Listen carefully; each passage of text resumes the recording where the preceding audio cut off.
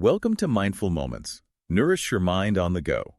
This audio uses AI narration to present our original book analysis. Today we're diving deep into Homer's The Iliad. You might already know it as this foundational epic poem set during the Trojan War, but we're going to uncover layers you might not expect.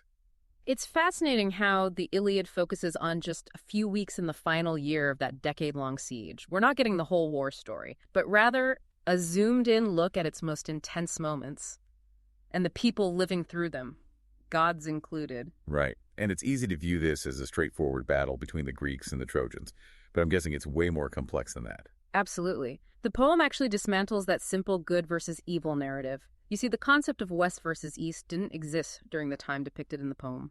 The Iliad is about individual choices and their consequences, about the flaws of human nature, and the struggle for something called kleos, glory and honor. Okay, kleos. Break that down for me. Why was it so important to these Homeric heroes? Imagine a world where your reputation, your deeds of valor, are literally how you achieve a kind of immortality. That's kleos. It's almost like a currency for these warriors, a way to leave their mark on history.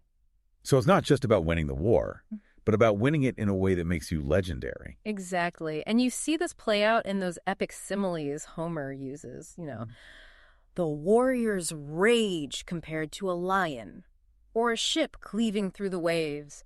Those similes aren't just poetic flourishes. They're meant to convey the intensity of the emotions driving these characters. Now, we can't talk about the Iliad without mentioning his poster boy Achilles. This guy is all about strength, anger, and a serious thirst for revenge. But I have a feeling there's more to him than meets the eye. You're absolutely right. Achilles is a walking contradiction, immensely strong but deeply flawed, capable of incredible compassion but also consumed by this destructive rage, which the poem calls menes. And it's this rage, his menes, that sets the whole story in motion. Then we have Hector the Trojan prince. He's not just some villain, though, right? Not at all. In fact, the poem portrays Hector as a very sympathetic character. He's a fierce warrior, yes, but also a devoted husband and father. He fights for his city, his family, and you can't help but admire his loyalty and sense of duty, even though he's on the opposing side. And of course, there's Helen. Was she really to blame for this whole Trojan War? That's a question that has been debated for centuries. The poem doesn't give us a simple answer. We see Helen struggling with guilt and regret. She's not just a beautiful face that launched 1,000 ships. She's a complex character caught in a conflict that spiraled out of control. So we've got these incredibly layered characters, all driven by powerful emotions and a desire for kleos. But what of the gods? What role do they play in all of this? Well, the gods in the Iliad are not just sitting on Mount Olympus watching the show. They're down in the thick of it, meddling in human affairs, playing favorites, and even starting fights amongst themselves. So the humans are kind of caught in the middle of this divine drama. In a way, yes. The gods have their own agendas, their own rivalries, and they use the Trojan War as a stage to play them out. It makes you wonder how much free will these characters actually have. It's like they're pawns in a game they don't fully understand. That's a great point, and it's something we'll explore further as we dive deeper into the Iliad. All right, so we've set the stage, met the major players, and gotten a glimpse of the divine forces at work. Let's take a quick break, and when we come back, we'll unravel more of this epic story. Stay with us. Picking up where we left off, you might be surprised to learn that the Iliad doesn't actually cover the entire Trojan War. Wait, really? I thought of the story of the Trojan War. It is, in a way, but it focuses specifically on a few weeks in the final year of that decade-long conflict. So it's more like a snapshot of the war's most intense moments. Exactly.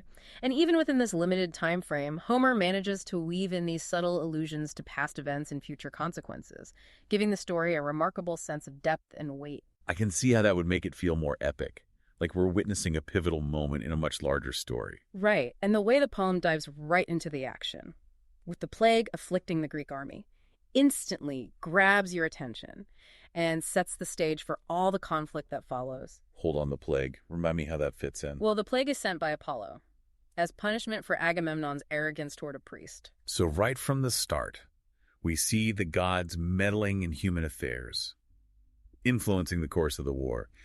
I guess that brings us back to that question of fate versus free will. Do these characters have any agency, or are they just puppets of the gods? That's the million-dollar question, isn't it? And Homer doesn't give us an easy answer. On the one hand, you see characters making choices that clearly have consequences. Like Agamemnon taking Briseis from Achilles. Exactly. That one decision triggers Achilles' rage, his withdrawal from battle, and a whole chain of events that nearly costs the Greeks the war. So there's definitely free will at play there. Yes. But then you have moments where the gods directly intervene, influencing battles and duels. Think about Aphrodite rescuing Paris from Menelaus, or Athena guiding Diomedes' spear. It's like these two forces, human choice and divine intervention, are constantly tugging at each other, shaping the characters' destinies. And that tension is what makes the poem so compelling. It forces us to confront these age-old questions about the nature of fate, free will, and the forces that shape our lives. Okay, so we've got this clash of wills, both human and divine, playing it against the backdrop of a brutal war. But how does Homer convey all of this? What makes his storytelling so powerful? Well, one of the things that immediately grabs your attention is Homer's use of language. The poem is written in this elevated style, with a very formal tone, intricate meter, and these elaborate epithets. Epithets, like what? Those descriptive phrases attached to characters' names, like swift-footed Achilles or Hector of the Shining Helm. They add a sense of grandeur and create this almost mythical aura around these characters. I can see how that would contribute to the epic scope of the poem. But is it all just formality and grandeur? Not at all. Within that formal framework, there are moments of incredible tenderness and raw emotion.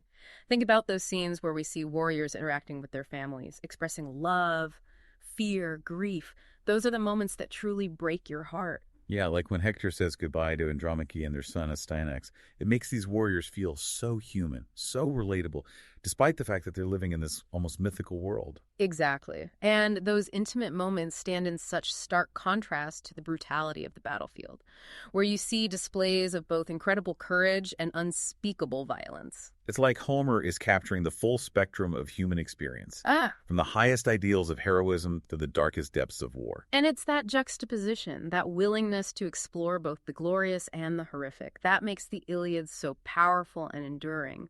All right, we've journeyed alongside vengeful heroes, witnessed divine meddling, and felt the weight of Cleos pressing down on these characters. But what about the Iliad's impact beyond the world of the poem itself? That's where things get really exciting. It's incredible how this ancient text composed centuries ago still has the power to shape our understanding of storytelling and human nature. You're saying it's more than just a great war story. Oh, much more. For instance, think about the idea of the tragic hero. Someone incredibly capable, even larger than life, but brought down by a fatal flaw.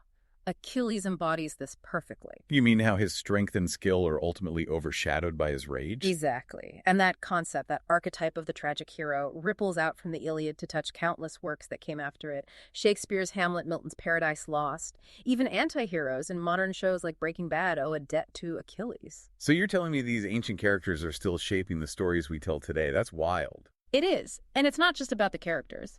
The Iliad grapples with timeless themes. The horror of war, the tangled web of honor and revenge, the struggle for power, the meaning of glory. These are things we still deal with, even if our battles look different. That's what makes it feel so relevant even thousands of years later. And here's another fascinating thing. Depending on who's reading it, when and where, the Iliad can be seen in totally different ways. For some, it celebrates heroic values and the warrior spirit. For others, it's a stark warning about the cost of conflict. So there's no one right way to interpret it. That's the beauty of it. Think about Helen, for example. Is she a villain who sparked a war?